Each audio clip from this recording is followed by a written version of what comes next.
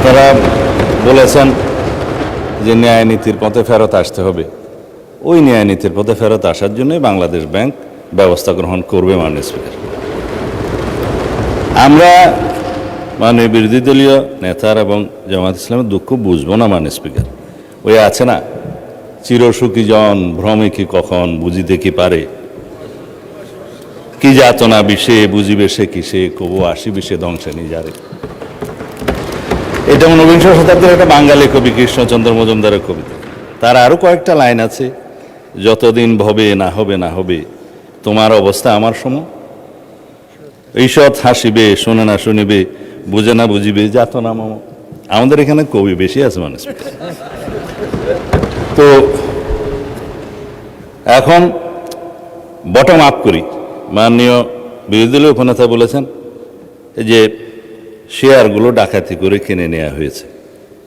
ইবনে সিনার 2% share ছিল মাননীয় speaker. Block মার্কেটে 3 গুণ দামে তারা শেয়ার বিক্রি করেছে। এটা তো রেকর্ড। পাবলিকলি লিস্টেড কোম্পানির শেয়ার ব্লক মার্কেটে 3 গুণ দামে বিক্রি করা হয়েছে। এছাড়া বর্তমান শেয়ার হোল্ডিং স্ট্যাটাস অনুসারে এখানে মাননীয় অর্থমন্ত্রী এখানে আছে 81%, 92% বোধহয় একটা গ্রুপের। তারা যেভাবে বললেন আমি জানি না খতিয়ান, এটা স্ট্যাটিস্টিক্স বলছে। দয়া করে আপনারা না বললে খুশি হবে, আপনাদের বলার সময় আমরা বলি নাই।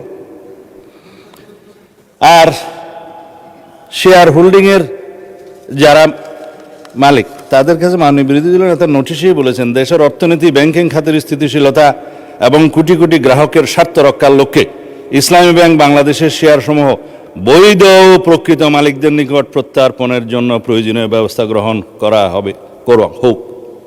সেই বৈধ এবং প্রকৃত শেয়ার হোল্ডারদের কাছে এই মালিকানা ফেরত দেওয়ার যথাযথ ব্যবস্থা গ্রহণ করা হবে মাননীয় স্পিকার। এখন কারা কত পার্সেন্ট শেয়ারের মালিক সেদিনও বক্তৃতায় বলেছিলেন প্রকাশ করা হোক। মাননীয় অর্থমন্ত্রীকে অনুরোধ করেছি, বাংলাদেশ ব্যাংকের গভর্নরের কাছে অনুরোধ করে জাতির সামনে প্রকাশ করা হোক। শেয়ার হোল্ডাররা তারা কিভাবে খরিদ করেছে দ্যাট ইজ ডিফারেন্ট ডিবেট। সেটা দুদকের তদন্ত হতে পারে, মামলা হতে পারে, but share holder is share holder. Publicly listed কোম্পানির মধ্যে সেটা আলাদা ডিবেট এবং আলাদা তদন্ত হতে পারে। এখন বলা হচ্ছে আপনারা ব্যাংকের মালিক না, জামায়াত ইসলাম ব্যাংকের মালিক না, আবার বলছে ইসলামের উপর হাত দিবেন না। কদিন আগে জামায়াত ইসলামের এক বন্ধু, আমি নাম নিলে আবার এখানে 74 দাঁড়াতে পারেন, সেজন্য 2 জন এমপি ছিলেন, আরেকজন পরাজিত এমপি ছিলেন, আরেকজন নেতা ছিলেন, বক্তৃতা দিচ্ছে ইসলামের উপর হাত দিবেন না। মাননীয় স্পিকার, ইসলামী ব্যাংক ইসলাম নয়, আমাদের জনাব মির্জা ফখরুল ইসলামও ইসলাম নয়, জামাতে ইসলামও ইসলাম নয়। সুতরাং সবকিছুতে ইসলামের উপরে হাত দিবেন না দোহাই দেওয়া কিন্তু ঠিক নয়।